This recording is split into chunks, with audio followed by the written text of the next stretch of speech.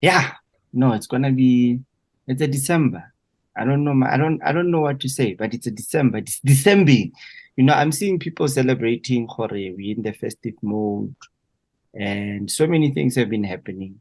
And yeah, it got me thinking a lot, but it's some things that we're gonna be breaking down. But anyway, without wasting any time, welcome to another episode of Current Reviews, whereby we discuss current issues that are happening in the country.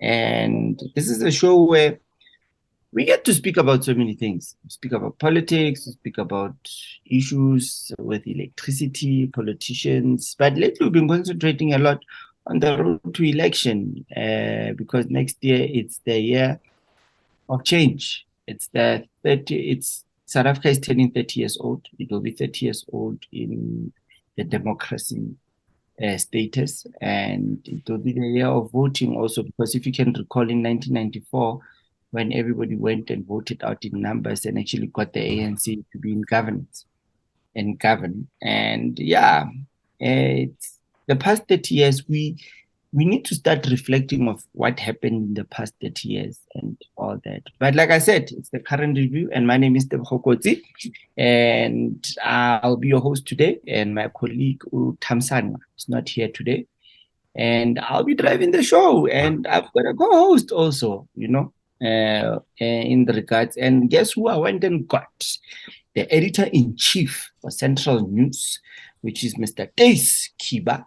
He'll be joining me today, and we will be discussing. As you can see, NA is still in his formal attire. It's Mr. Office work. Now I'm in December. I'm outside. I'm chilling outside. I'm enjoying the sun because, hey, Mr. Thys. Tata Kotsi guy. Good day, my brother. And how are you?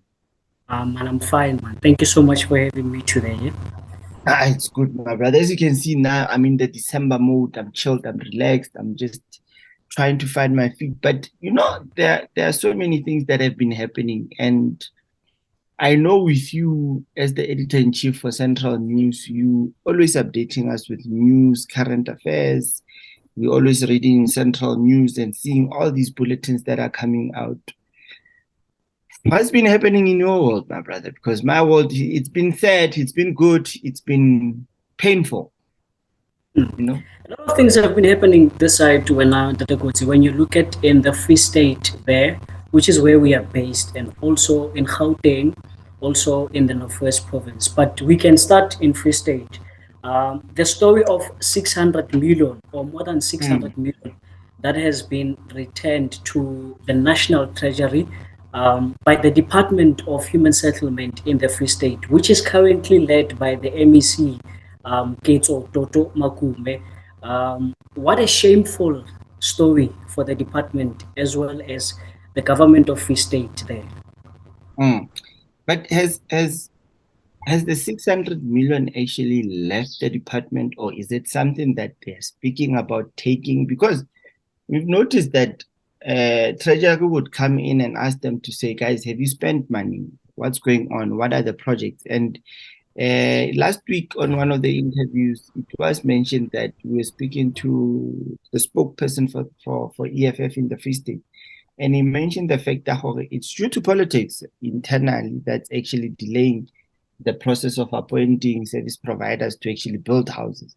Now, in this regard, I know the presidency is involved, and there's certain questions that have been asked, but we are not hearing anything from the executive of this province. Now, that amount, you'll remember, it's from the financial year of 2022 to 2023. So we are already now in the 2023 to 2024 financial year. Yeah. So that amount, whether it's been retained, but is expected to be surrendered to the National Treasury.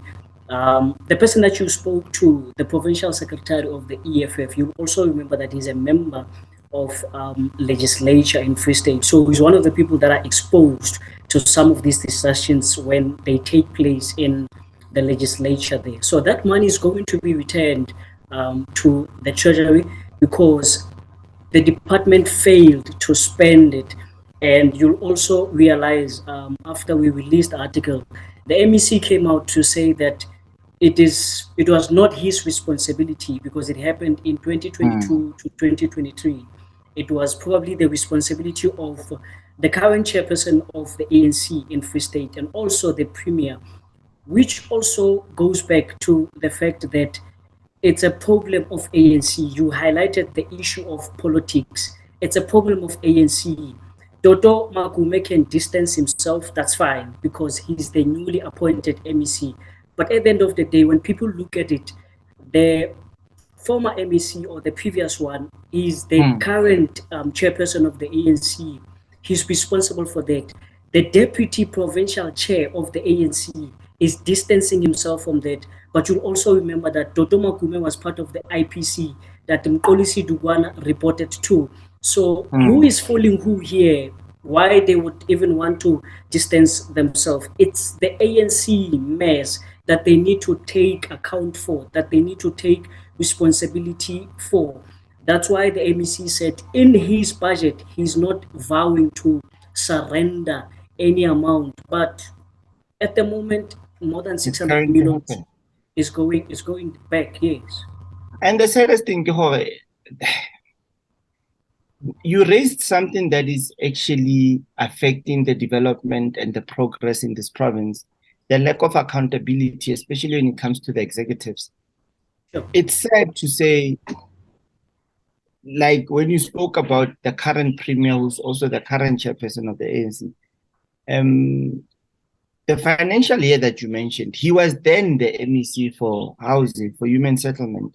And he was actually tasked to actually oversee the backlog of housing that has been in this province. And funny enough, I come to think of it, I was doing my own little research the other day, and I get to notice nothing much has ever been done actually the past 6 years. And as much as he came in and he took over 2 departments, which is COGTA and human settlement, but when you look at it and you're like, but in that current financial year when he took over, and he said he's going to bring change, what change has it been done? And 2, in terms of the accountability that needs to be done, you know, this thing of I say nakimang, I say it's the thing that is actually killing this country. Leaders need to learn to take accountability, to say, okay, I failed here, or this is my mistake, this is how I can fix it. But instead of them coming back now, they are failing to do that. So in this regard, the 600 million, it's a lot of money. It's a lot of money, my brother, and it's very disturbing when a deputy chairperson of a province of the governing party, as the MEC, comes to say, it was not my responsibility. So you are still a member of ANC. You expect people to trust ANC. You expect people to put their confidence in the ANC. But if you come back and react in this kind of a way, it sounds irresponsible in my view, because you'll also understand there are allegations of political sabotage, whereby it is alleged that the previous MEC decided not to spend this money because there were contractors that are linked to the former premier of the province, which is Ntate Ismahashuli. But at the end of the day, we are talking politics. People are suffering. You know, people are still living in houses that have asbestos. People have been promised by the same ANC to say, well, come and remove them, but they are not removing them. People are still, I can tell you now that it's still incomplete. That project started a long time ago, even before the MEC, the current MEC becomes the MEC. But what is it that he's doing? One of the questions that I put to them is that they are claiming that they are doing something about removing asbestos. Contractors are on the side. But I asked them, can they give us at least a figure to say, up to so far, these are the households that we've managed to help, because people have been waiting. They have failed to give me that answer, but they are claiming that they are dealing with the issue. We are still waiting for that number. You know, now that when we speak about accountability, I just want to throw you off. There's something that just popped up right now, and it's the Department of Arts and Culture, man. Sure. Yesterday we saw your Facebook was lit. Sure. Was lit. No, the thing is that the president is coming this weekend, this Friday, if I'm correct, in Machabe. On Thursday in Machabe. And Machabe municipality has been surrounded by controversy like a lot, with workers not being paid, service providers being paid, lack of service delivery. We're hearing stories from a public point of view. It's a mess. It's a disaster and a half. And internally, we don't know what is going on. We are being told by certain employees that are coming out and giving us stories. And we hear the president is going to try and address issues in a form of an imbizo. And now that he's going to go to this imbizo, also came a serious problem, issue that was raised yesterday, especially in the arts and culture, especially with the creative sector, whereby now there's a summit that the Premier and the Department of Arts and Culture is hosting. And people were not happy because we saw national people. Let me not call them national. I need to stop doing that. We saw celebrities, the likes of Bosomizi, can I give man this act? Oh, where's that post? Yeah, Bosomizi. Let me use Somizi as an example because everybody went in on him.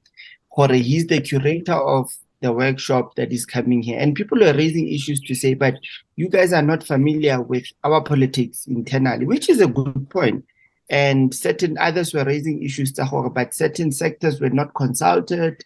Arts and culture gets it the way, and we even saw, it was very interactive. We saw even the HOD trying to come in to defend the department to say, look, it's a program that needs to be done. 1, 2, 3, 4, 5. We saw we've partnered with these service providers because according to what the department, from the info that we get from the department, is that there is a service provider that they are working with who's implementing this project.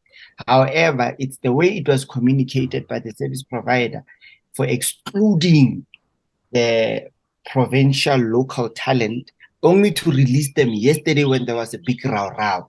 So the question was, other person was asking to say, why didn't you start with the talent, the local? But what I'm trying to say to you is that there is lack of accountability, especially from the executive. Yes, we saw the HOD taking accountability, coming in, commenting, answering people. And it's somebody who's trying to, manage the situation because he's the new HOD. He's brought into new politics. And these are politics that have been existing for a very long time. Your take? I think also on that, it's very disappointing to see that a provincial department fails to plan, seek advices from external stakeholders before they do such events. Because if they were advised correctly, we all know you can't bring any event to a certain area without empowering artists or local creatives that are there. You need to include them, whether it's a provincial, it's a local, it's a national, you need to include them in your lineup. Yes, you are speaking about a service provider that you are working with, but it seems like you are working with people who don't understand your people. And if they don't understand your people in Free State, you are going to fight with your people in Free State, because at the end of the day, you are not a national department of arts and culture. You are a provincial department which is based in Free State. You need to include your people, whether you look at it from the other perspective or from the other perspective. But it seems it's a story that we need to look into, because we should also question, who are these service providers that you are inviting into such events? Are they coming outside of Free State? Why do you invite people that are coming out? If they're coming out, don't you have people in the Free State who can do the job? It's questionable in terms of how they're arranging these things. But it's very disappointing to see that the department has decided not to include the local artist. Who's going to empower them? Are you expecting them tomorrow to go and vote for you as a party to keep you in government while you are not empowering them? They should learn from other political parties. EFF, for an example, they did an event at a stadium. They included some of the artists that were local artists. Yes, not all people will be satisfied, but at least from that, you could see that they empowered young people, especially musicians. They were part of that event. They were part of that celebration that they were celebrating. So I think at some point our departments are ill-advised, and as you're saying, in terms of accountability, they don't want to take accountability. In terms of the HOD, I saw the discussions, but my brother, it's not enough to comment on a post that has been posted by Mr. Kotsi or Mr. Khiba. Release a statement as a department to explain the mess that you have done, because there are people who did not see that discussion. They're still frustrated by why are you putting so busy while we have so many people that I can name. The list is endless.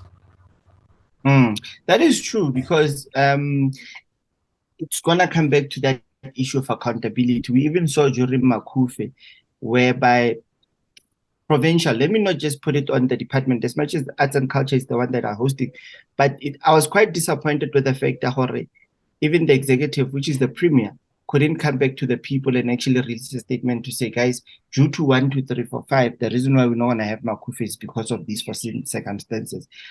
From there, we just saw him at the launch of one of the, I think it was the Transport Month, where he made a statement to say, and it was a funny statement, and I got to ask myself to say, as a leader of a province who's actually communicating to private sector to actually invest into this project that can actually create so many jobs for the young people and the other people that actually trade during Makufe, you are actually releasing a statement on a raw status, and that can actually affect the investment credibility of this province. And definitely. And the saddest thing is that we will actually fail. It will actually kill the economy of this province based on what we say. I mean, there's so many things that we've learned to say, be careful what you say, especially on a public domain. Definitely. But yeah, like you say, it's a story that you will be following up. And another thing that is quite disturbing that came to my attention yesterday, actually I got very disturbed. It's these young girls that are actually disappearing in our province. I don't particularly, especially in Bloem. And I recently saw there's another one who disappeared yesterday. It was posted late in Paris also. Girls between the ages of 14 to 16-year-old. Yeah. No, I think when it's festive, Mr. Coach, we will also understand that these kind of things, they do happen. As much as they are bad, shocking, disturbing, and also hurtful, they do happen. One of the things that we would expect, at least from the Department of Police, is to have police visibility in these areas, because there are people who are at times on a mission when it comes to festive. Some they are scammers, some they are hijackers, some they are doing business in human trafficking. So we need more police visibility, because when you talk about this case, you also remember that there's a story that broke out yesterday, whereby a teenager who's been missing for at least 2 days there in Bloemfontein, Machaka Khatebe, her body has been found by a bypasser. It's very disturbing. It's happening in Bloemfontein, it's happening in Paris, it's happening in the Northwest Province, it's happening in Gauteng. So it's a national issue which needs a national leader like Minister Begitele to say, we have realized what is happening. It's festive. Let's not only go to the roads whereby we talk to the motorists, we check their cars and all of those things. Let's also be visible in our townships, because this is where these things are taking place. Let's protect young people, women and children especially, because we know at the end of the day, they are the most ones who are affected by these kind of acts. So it's very disturbing. We need our police officials or officers to come on the ground, to leave their offices, because this is where these things are happening. You would question, when these kind of things are happening, where are the police? Where are the community members? Because it's not happening outside of the community, it's happening in the community. We should start to question the percentage of the visibility of police in our communities where Black people are living, where most of these people are the ones who cannot afford security or private security. And yesterday, I happened to speak to a couple of community members, especially in Mangaung.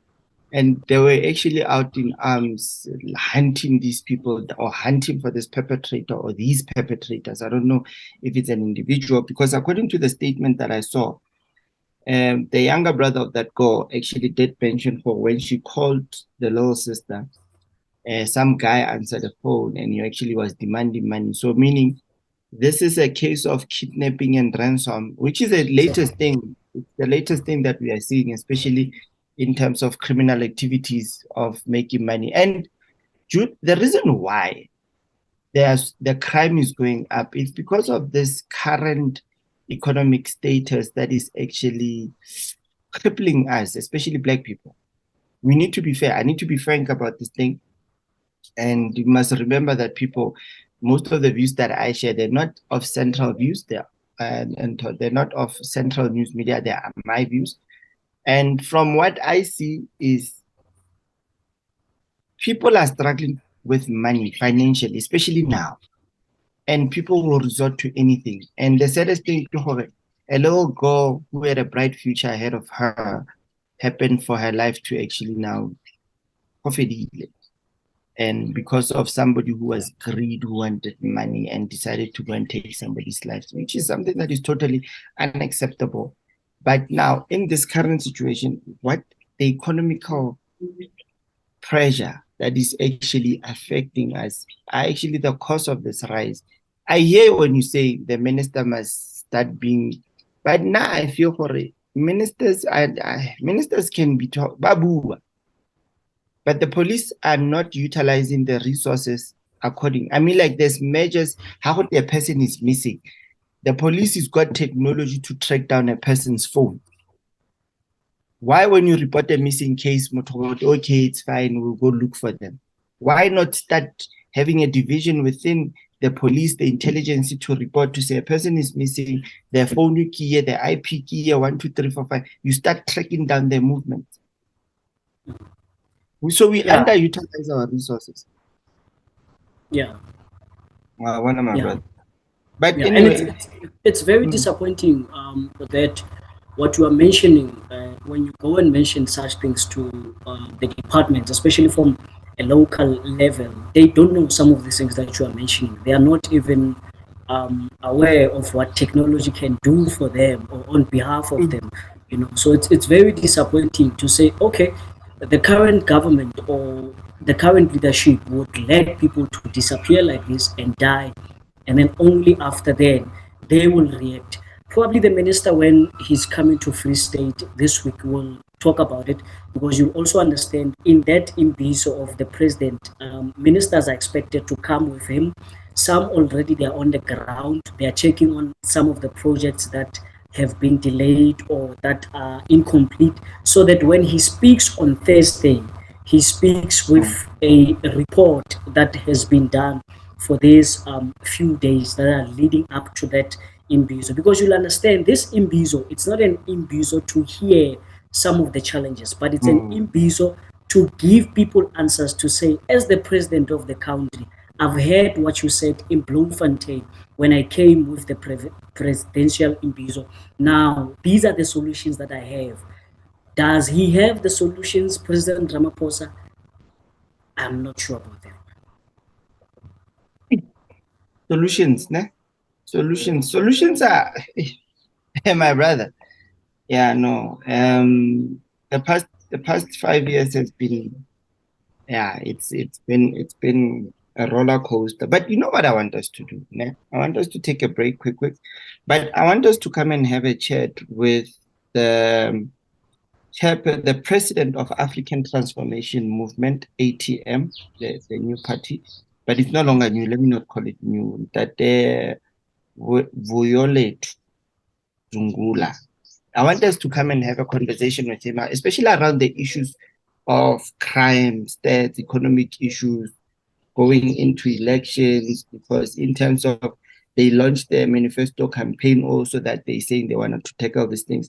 So I want us to come and have a conversation with him about that, and we can take it from there, because this, and we are tiptoeing around topics, and our leaders somehow, somewhere, tend to make jokes out of it, which is the saddest thing. So, my brother, don't go. Let me take a quick break. And when we come back, we'll be in conversation with the president of the ATM, the African Transformation Movement, Mr. Vuyolethu. Sorry about the pronoun. Vuyolethu. Thank you.